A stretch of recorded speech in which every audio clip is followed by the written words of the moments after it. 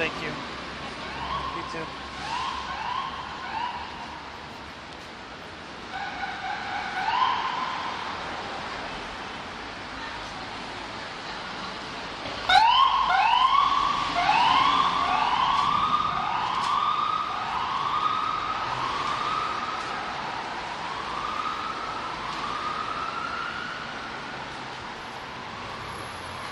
Why did you feel the need to start an organization of this sort? Okay, cyberbullying is a growing issue in our generation, especially when social media, social networking is increasing significantly. And as technology is growing and this issue is becoming much more serious, we really need to take control, especially with our generation. And we are the users of social networks, and we have the responsibility to solve this issue.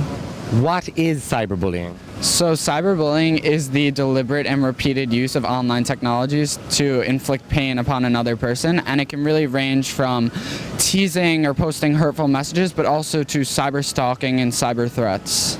And cyberbullying isn't just directed at youths, it can happen to anybody, right? Of all generations, sexualities, religions.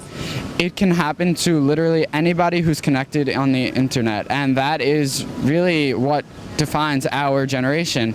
But the older people, the younger people, we're all unified by that commonality, that we're all on Facebook, on Tumblr, on Twitter. We all use cell phones, and that's why it can happen to really anybody.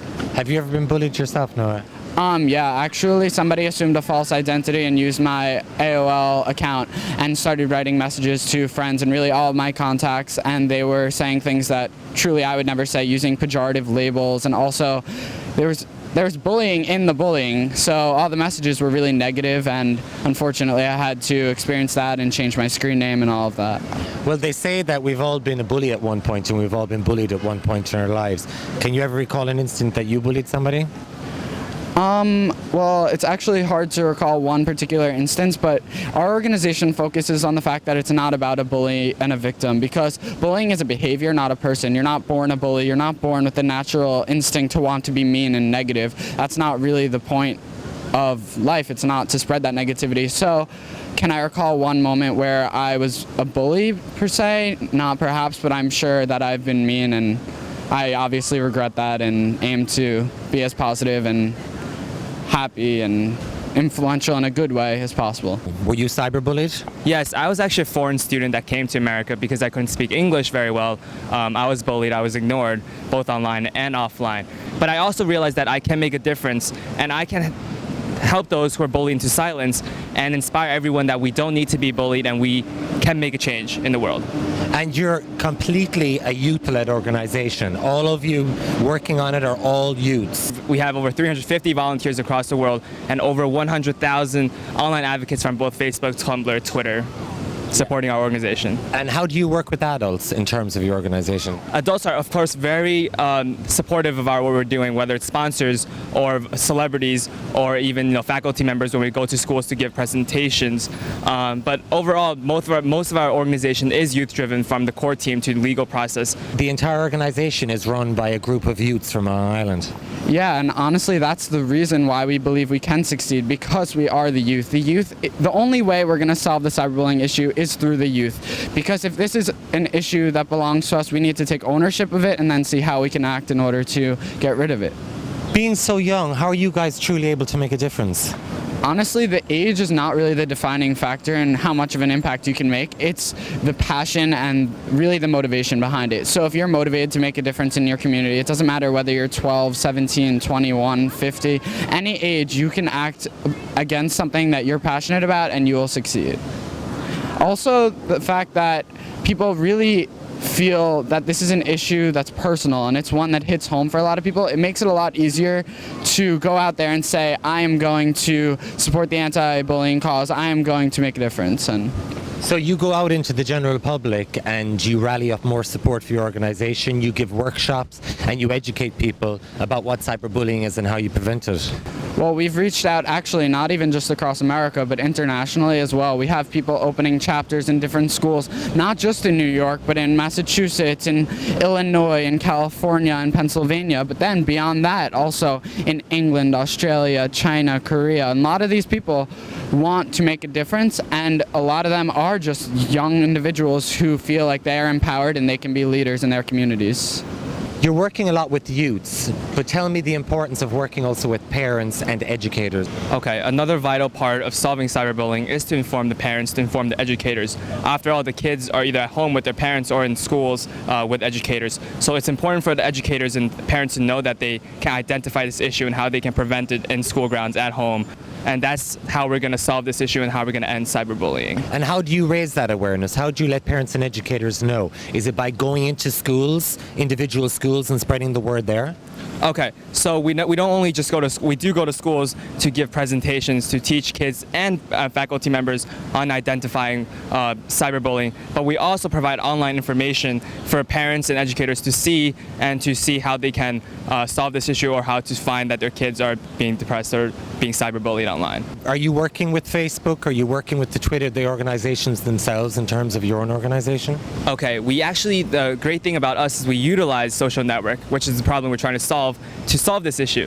So we utilize Facebook and Twitter to say our message, to reach out to 100,000 fans, of advocates of this organization. As part of your outreach, when you go into a school to give a presentation, what's the goal of that and how do you do it?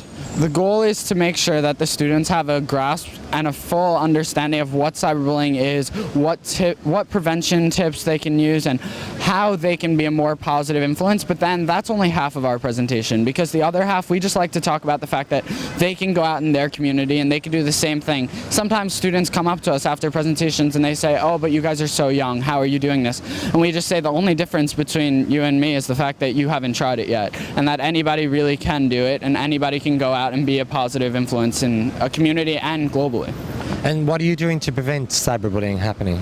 So we try to spread our goal by spreading positivity and trying to induce a change that is not so negative. And when we go and make school presentations, we try to avoid telling people what not to do. We focus on what you can do, how you can use technology in a more productive manner, and how you don't need to make destructive decisions online. And it's a lot easier to be positive, and it makes the environment more secure.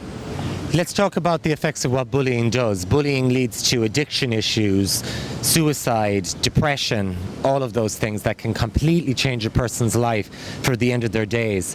Are you working with any organizations such as suicide prevention agencies, any other organizations, outreaching to organizations that are also involved in bullying and cyberbullying? Well, the PACER's National Bullying Prevention Center, they actually touch upon that a lot, about the idea that when it leads to depression, what are you supposed to do then? Because whatever is behind it, that cyberbullying is harder to patch up, and that's why these are long-lasting things. So you're working with faculty members, organizations, and sponsors. Can you tell me a little bit about those three?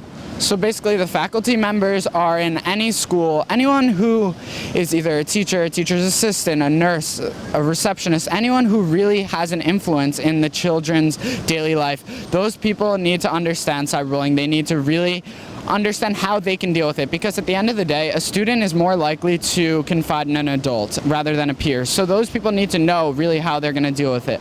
And with regard to organizations, what's really great is that all the organizations, we all have different mission statements, we all have different goals, but our goals ultimately coalesce because all of us want to see an end to cyberbullying and an end to bullying. When you say organizations, what organizations are you speaking about? So we have, well, with regard to more like nonprofit organizations, we have the Jamie Isaacs Foundation, Pacers Center for Bullying, bullying.org, all these organizations. But fortunately, we've been able to work with Sears Corporation, and Sears basically set up this group of it's kind of like a coalition of anti-bullying organizations, and all of those organizations unite within a common front, and they see how they can make a difference. And Sears has been really influential, and it's really been great to work with a corporation that wants to show that they're more than just a business, that they really care about their consumers. And what type of work have you done with Sears? So we're in touch particularly with their marketing and philanthropy departments, and we've set up marketing packages and things